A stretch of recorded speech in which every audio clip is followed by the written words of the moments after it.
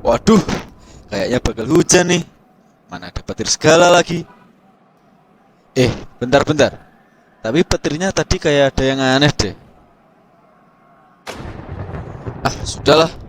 Pulang aja. Daripada ntar kena hujan.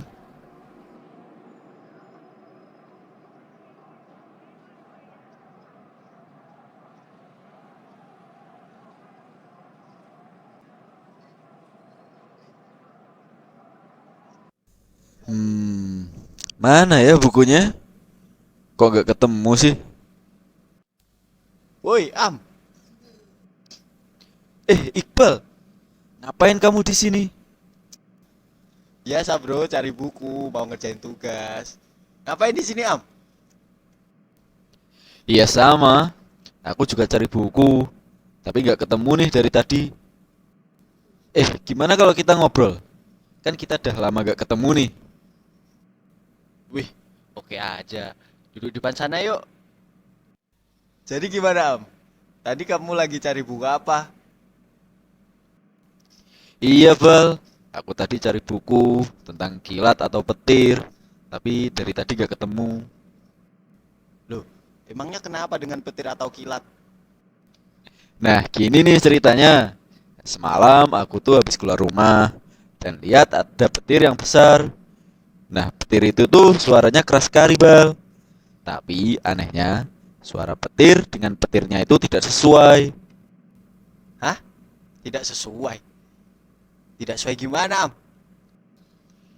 Iya, jadi tadi malam itu anehnya itu petirnya yang keluar dulu, sedangkan suaranya baru kedengaran beberapa saat setelah petirnya hilang. Itu yang aneh. Oh, gitu, Am. Aku paham yang kamu maksud sekarang. Jadi tuh kamu bingung ya kenapa hal tersebut tidak bersamaan gitu ya? Iya, Bel. Nah, kan aku jadi penasaran. Makanya aku cari deh informasinya di perpustakaan ini. Oh, masalah itu. Itu mah gampang, aku juga tahu gimana kok bisa terjadi seperti itu. Loh, beneran kamu tahu, Bal? Emang gimana, Bal, penjelasannya? Kasih tau lah. Oke, sini-sini aku jelasin, tapi nggak gratis ya. Nanti traktir lah minimal.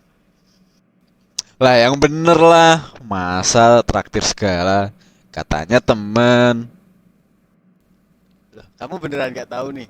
Oke, sini aku kasih tahu. Tapi beneran ya, nanti traktir lah minimal. Apa gitu roti, apa kopi lah kopi. Oke, aku setuju.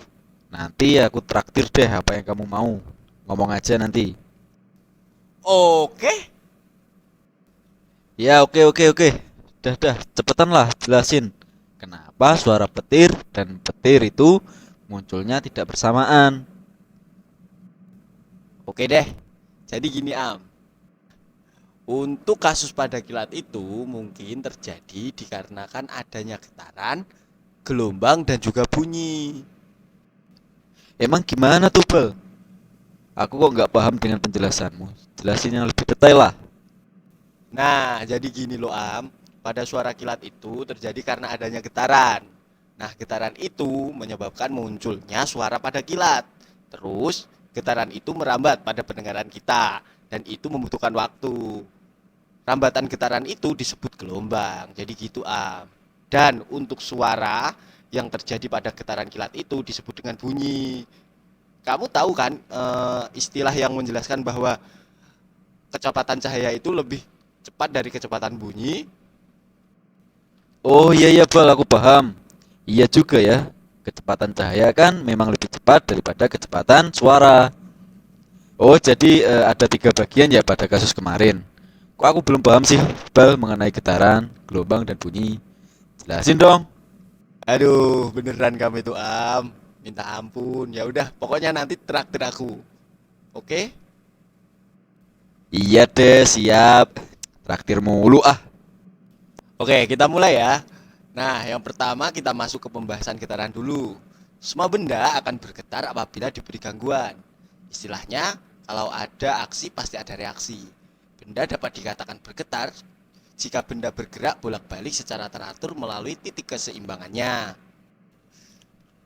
Nah, contoh sederhananya seperti main lato-lato. Kamu pernah kan main lato-lato? Ketika benda tersebut kamu tarik ke samping dan kamu lepaskan, maka benda tersebut akan kembali lagi pada keadaan dia ditarik. Nah, itu tadi gambaran sederhana dari getaran yang bergerak secara teratur. Saat benda itu dilepaskan dan kembali lagi, itu bisa dikatakan suatu getaran. Dari getaran tersebut ada yang namanya periode dan frekuensi. Ingat, periode dan frekuensi. Periode adalah waktu yang diperlukan untuk melakukan satu getaran. Nah, itu disebut periode am. Ingat, periode loh ya. Sedangkan frekuensi adalah jumlah getaran yang terjadi dalam 1 second, itu disebut frekuensi. Jangan sampai terbalik. Nah, gitu aja deh penjelasan singkat dari gue. Paham kan? Masa nggak paham? Udah jelas kayak gitu kok. Oke, aku paham Bal mengenai getaran. Terus suara kilat itu dari mana asalnya dong? Oke, jadi suara kilat itu bisa dikatakan bunyi. Bunyi berasal dari benda yang bergetar. Dari getaran tersebut menyebabkan udara di sekitar benda tersebut juga bergetar. Hal tersebutlah yang mendasari terciptanya dari bunyi. Iya ya, aku paham sekarang dengan getaran Bal. Tapi Bal, pada kasus kemarin itu kenapa ya suara pada kilat itu tidak bersamaan dengan munculnya kilat? Malah waktu itu yang terjadi adalah kilat dulu baru ada suara kilat beberapa saat setelahnya. Kok bisa terjadi begitu sih? Oke deh, sini aku jelasin juga. Nah, kilat dan suaranya tidak terjadi secara bersamaan. Hal tersebut dikarenakan oleh jarak kamu dengan kilat itu sangat jauh. Hal tersebut yang menyebabkan rambatan gelombang membutuhkan waktu untuk sampai pada pendengaranmu, Am. Hah? Rambatan gelombang? Apa itu Bal? Nah, tadi kan aku udah jelaskan tentang getaran. Getaran itu juga bisa merambat loh. Getaran akan merambat dalam bentuk gelombang, Am. Emang gimana cara merambatnya Bal? Nah, dalam bentuk apa energi getaran itu merambat? Energi getaran akan merambat dalam bentuk gelombang. Pada perambatan gelombang, yang merambat adalah energi. Jadi begitu, Am. Oh iya ya, aku paham Bal. Terus gimana? Nah, keterusannya gini. Berdasarkan energinya, gelombang dapat dibedakan menjadi 2 jenis, yaitu gelombang mekanis dan gelombang elektromagnetik. Perambatan gelombang mekanis memerlukan medium yang disebut perantara. Misalnya, gelombang tali, gelombang air, dan gelombang bunyi. Perambatan gelombang elektromagnetik tidak memerlukan medium, misalnya gelombang cahaya itu tadi. Oh iya, aku paham Bal. Berarti kilat kemarin termasuk gelombang bunyi ya Bal? Nah, bener banget, Am. Jadi kilat kemarin termasuk gelombang mekanis yaitu bunyi. Nah, lanjutannya pada gelombang mekanis juga dibagi menjadi 2 lagi, berdasarkan arah rambat dan juga arah getarannya. Gelombang dibedakan menjadi. Halo kalian semua, aku akan bertanya kepada kalian nih. Nah, dari banyaknya frekuensi bunyi, yang mana yang bisa manusia dengar? Nah, jika kalian tahu, jangan lupa ngasih tahu teman sebangku kalian ya. Gelombang transversal dan gelombang longitudinal. Aduh, apalagi itu? Aku makin gak paham nih. Jelasin lah Bal. Sumpah, Am. Ya udah. Contoh gelombang transversal adalah pada permukaan air. Panjang gelombang transversal sama dengan jarak satu bukit gelombang dan satu lembah gelombang. Seperti gambaran ini, Am. Nah, gambaran itu merupakan contoh dari gelombang. Nah, jika satu gelombang itu jika ada satu bukit dan satu lembah. Satu gelombang itu juga dinamakan satu lambda dengan satuan meter. Nah, sama seperti di gambar ini, Am.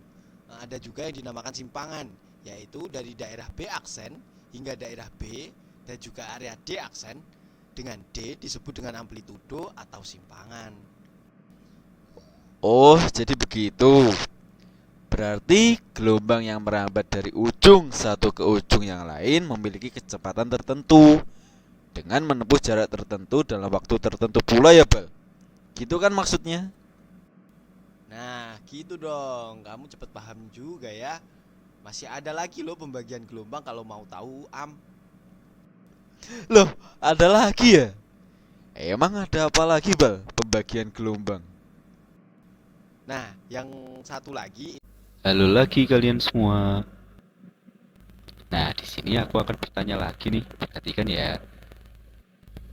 Nah, bagaimana sih urutan suara itu bisa sampai pada telinga kita? Kalau kalian tahu, jangan lupa ditulis ya. Itu ada gelombang namanya gelombang longitudinal, Am. Nah, contoh gelombang longitudinal sendiri adalah gelombang bunyi. Satu gelombang longitudinal terdiri atas satu rapatan dan satu renggangan. Seperti pada besaran-besaran yang digunakan pada gelombang longitudinal sama dengan besaran-besaran pada gelombang transversal. Kalau kamu mau lihat gambarnya itu seperti mainan selingki.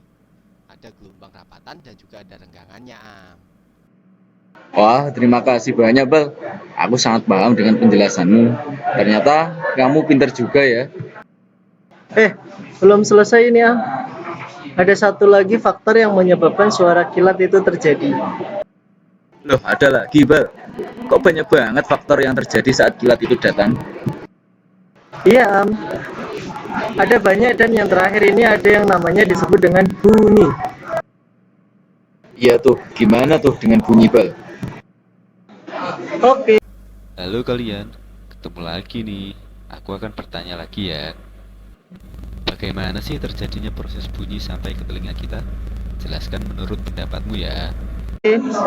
Akan aku jelasin, Am. Tapi kamu ikut aku dulu ya. Soalnya ini kan sedang membahas soal bunyi. Sedangkan kita ada di perpustakaan. Jadi nggak enak sama pengunjung yang lain. Ya juga ya, Bal. Ya udah, ayo pindah kalau begitu. Sekalian agar kamu bisa jelasin dengan lancar. Oke, yuk pindah. Halo teman-teman semua. Di sini saya akan membantu dalam menjelaskan materi tentang bunyi. Simak baik-baik ya.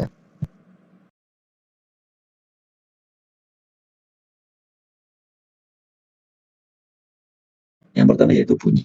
Bunyi berasal dari benda yang bergetar. Nah, jika ada bunyi, maka pasti ada sumber bunyi. Sumber bunyi adalah semua benda yang menghasilkan bunyi. Contohnya, gitar yang dipetik, drum yang dipukul, atau seruling yang ditiup. Nah, bunyi juga dapat merambat pada media perantara. Di antaranya adalah zat padat, zat gas, dan zat cair. Contoh dari media zat padat adalah ketika kita mendengar suara detak jantung dari stetoskop. Dan contoh dari media gas adalah ketika kita mendengar suara teman kita atau mendengar bel dari lonceng. Dan yang terakhir adalah suara dari media zat cair adalah ketika kita mendengar suara dari air. Nah, ada sedikit info juga. Bunyi paling cepat merambat pada benda padat karena partikel-partikel pada benda padat jaraknya lebih berdekatan sehingga bunyi akan lebih dapat merambat.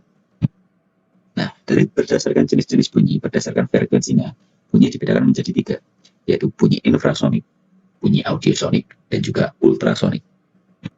Yang pertama yaitu bunyi infrasonik. Bunyi infrasonik adalah bunyi yang frekuensinya kurang dari 20 Hz dan hanya bisa didengar oleh beberapa hewan saja. Contohnya jerapah, anjing, dan gajah. Nah, yang kedua adalah bunyi audiosonik. Bunyi audiosonik adalah bunyi yang frekuensinya antara 20 sampai 20.000 Hz. Nah, bunyi ini adalah bunyi yang biasa didengarkan oleh manusia. Nah, yang terakhir yaitu bunyi ultrasonik. Bunyi ultrasonik adalah bunyi yang frekuensinya lebih dari 20 Hz.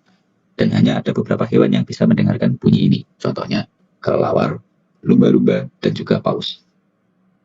Baik teman-teman, itu saja penjelasan dari Andropod. Semoga kalian paham dan rajin belajar ya.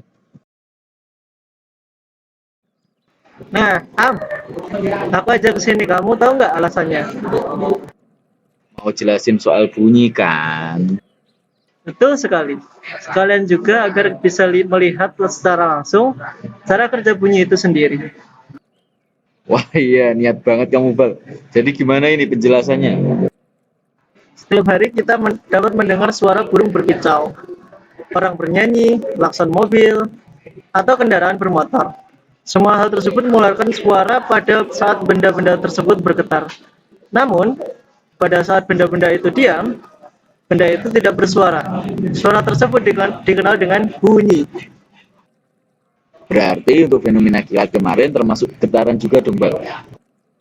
Betul sekali, Am. Jadi, dapat disimpulkan bahwa bunyi dapat terdengar bila ada sumber bunyi, kemudian medium, perantara, dan alat untuk menerima atau yang disebut pendengar. Oh iya, Bal, aku paham sekarang. Berdasarkan frekuensinya, bunyi dibagi menjadi 3, yaitu infrasonik, audiosonik, dan ultrasonik. Bunyi infrasonik memiliki frekuensi kurang dari 20 Hz. Bunyi infrasonik hanya mampu didengar oleh hewan-hewan tertentu, seperti jangkrik dan anjing. Bunyi yang memiliki frekuensi 20 sampai dengan 20.000 Hz disebut audiosonik. Manusia dapat mendengar bunyi hanya pada kisaran ini. Bunyi dengan frekuensi di atas 20.000 Hz disebut ultrasonik. Kelelawar, lumba-lumba, dan anjing adalah contoh hewan yang dapat mendengar bunyi ultrasonik, Am. Wah, ternyata banyak juga ya penjelasan mengenai bunyi, Bal. Iya, Am. Anjing adalah salah satu hewan yang mampu menangkap bunyi infrasonik, audiosonik, dan ultrasonik. Kurang dari 20 Hz hingga 40.000 Hz. Anjing akan terbangun jika mendengar langkah kaki manusia, walaupun sangat pelan. Hal ini menjadi alasan sebagian orang untuk memanfaatkan anjing sebagai penjaga rumah. Kelelawar menggunakan indera pendengarnya untuk bisa mendeteksi keadaan sekitar. Kelelawar mengeluarkan bunyi ultrasonik sebanyak mungkin. Kemudian kelelawar mendengarkan bunyi pantul tersebut untuk mengetahui letak suatu benda yang tepat, sehingga kelelawar mampu terbang dalam keadaan gelap. Oh iya, aku tahu soal itu, Bal. Terkadang hewan memiliki panca indera yang lebih tajam dibandingkan manusia. Benar, Am. Dan juga bunyi memiliki karakteristik masing-masing loh. Lah, emang iya ya? Gimana tuh, Bal? Apakah kamu dapat membedakan sumber bunyi? Misalnya ketika membedakan bunyi gitar dan piano. Iya, bisa. Hal ini disebabkan oleh setiap gelombang bunyi yang memiliki frekuensi, amplitudo, dan warna bunyi yang berbeda. Oh, jadi gitu ya, Bal. Yang menyebabkan suara setiap benda memiliki bermacam-macam karena memiliki karakteristik bunyi ya. Betul sekali, Am. Nah, bunyi musik akan lebih enak didengarkan karena bunyi musik memiliki frekuensi getaran teratur yang disebut nada. Sebaliknya, bunyi yang memiliki frekuensi yang tidak teratur disebut dengan desah. Berikut ini merupakan beberapa deret nada yang berlaku standar. Oh, oke. Thank you, Bal, udah dijelasin mengenai bunyi, getaran, dan gelombang. Sama-sama, Am.